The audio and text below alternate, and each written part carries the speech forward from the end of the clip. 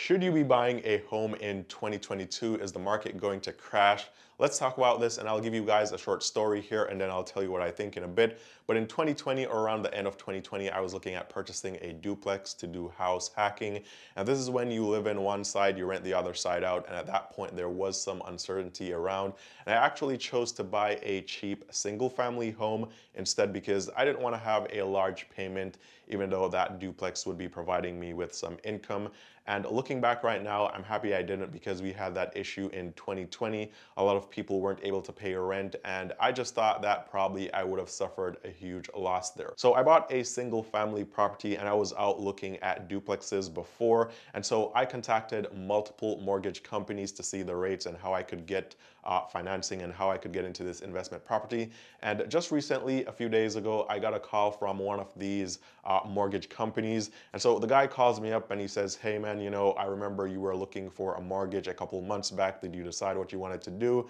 And he wanted to know if I was still interested. And long story short here, his argument was that now is the absolute best time to get a mortgage. He was actually telling me that the interest rates are going to skyrocket in a couple of weeks. And so if I want to get into an investment property, if I can come up with a down payment and I have a fairly good credit score, he can get me approved for a loan right now. And he thinks that is the best time to lock in the low interest rates right now because it's going to skyrocket. And of course I didn't do that, but based on this call, I realized that people are getting desperate and people are going to try to rip you off for their own financial gain. If you're not careful out here, you're going to get fleeced and finessed because it's officially scamming season. So a lot of real estate agents, a lot of mortgage companies, these people are going to be desperate, and they're going to be desperate for a good reason because they're not making a lot of money anymore. People are going to stop going under contract for these overpriced houses.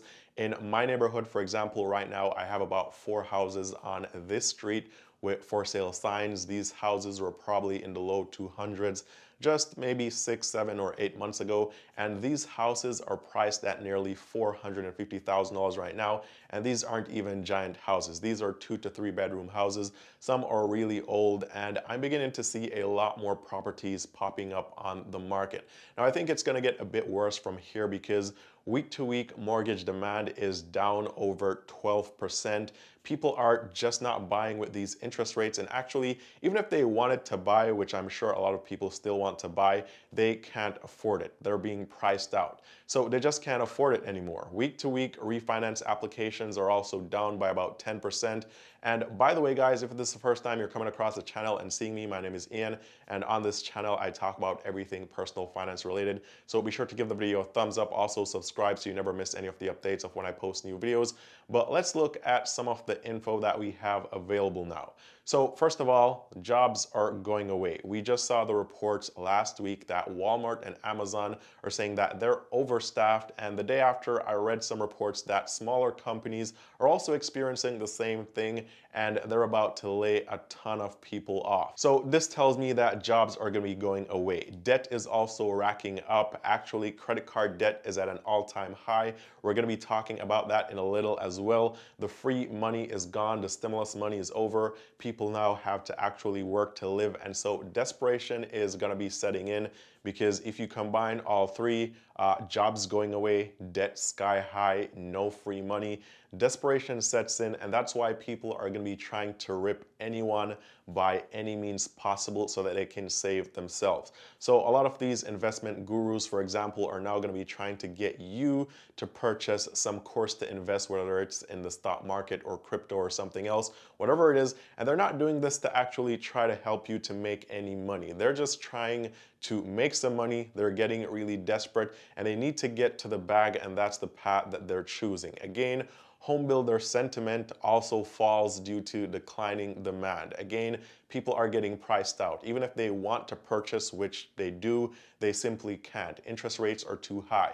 Real estate is totally unaffordable to the average person right now. In fact, a year ago or 2 years ago, the average person could go and get a $200,000 to $300,000 mortgage and get a decent house.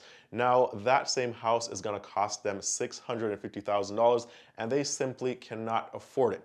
I was actually looking at a particular model home that I was thinking of building around 18 months ago, and it would have cost me around $285,000. Currently, that same exact model is nearly $700,000. Now, while on the topic, I realized that in my area a year ago, I would see a lot of single family properties being built.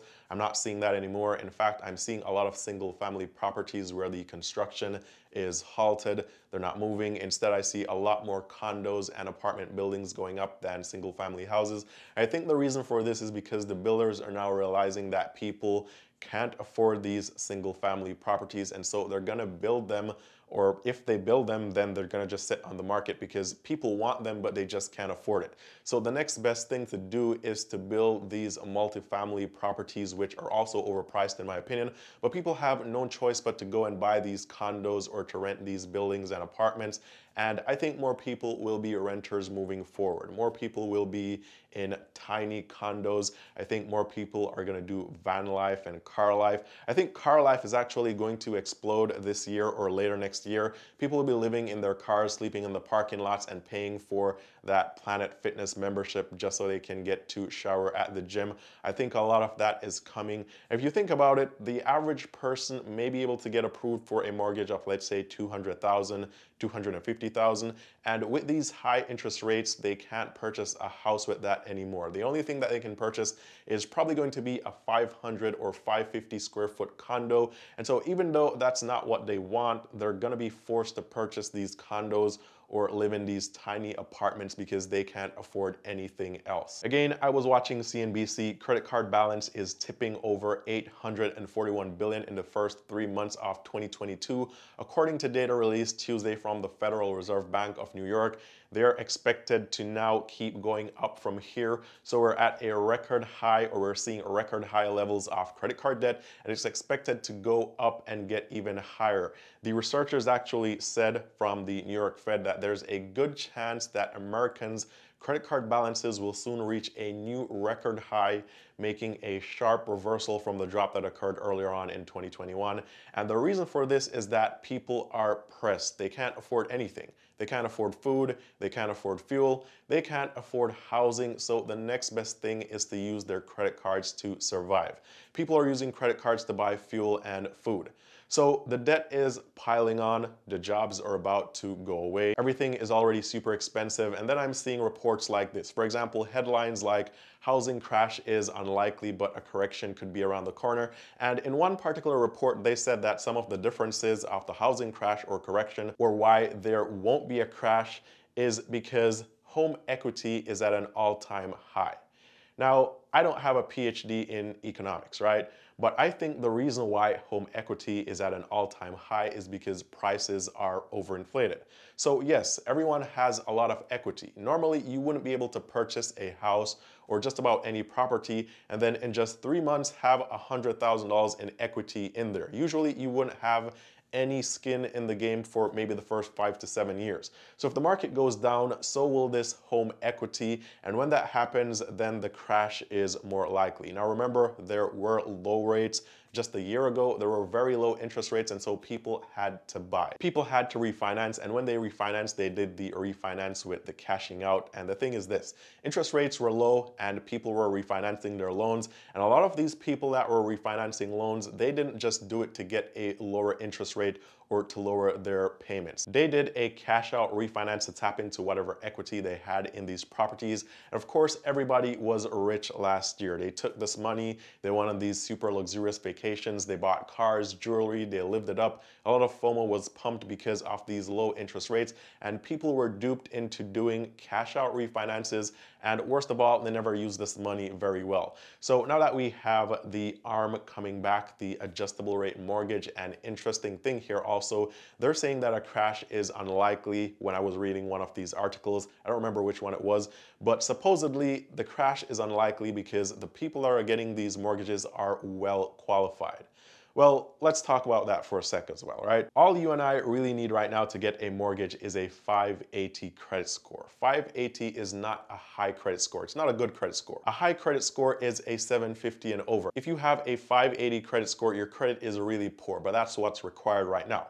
Also, you don't need 20% to get a mortgage, not 10, not even 5. You can walk out there right now with 3% down and get approved for a mortgage. I mean, think about it. 3% is really nothing. You have no skin in the game with 3%. That's not enough equity to save you from anything. So this looks like a really easy entry point to me. So a lot of people got these loans, they bought these properties, and yes, they can afford it.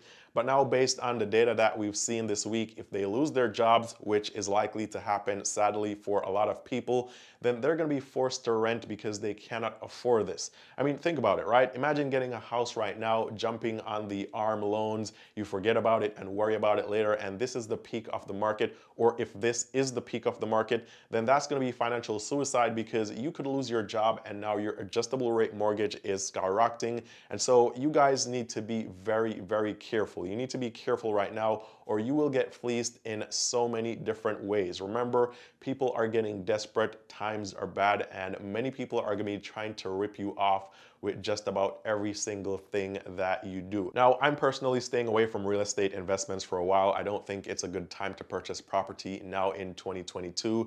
Again, this is not financial advice by any means, but I don't think it's a good time. And I definitely waited out because I think we have a lot of pain to endure before things even out. Whether there is a crash or not, I think there is a lot of pain regardless. It's coming, and I think you're better off just saving your money. Although inflation is eroding the power of your money right now, I still think it's better to save your money right now than to jump into these markets, whether it's real estate or stocks, because you could get burned very badly. So drop your comments down below, your concerns. Let me know what you guys think. If you want to talk to me one-on-one, you can message me on Instagram. I'm leaving the link to that down below in the description. Guys, all the best with everything you do, and I'll see you very soon in the next one.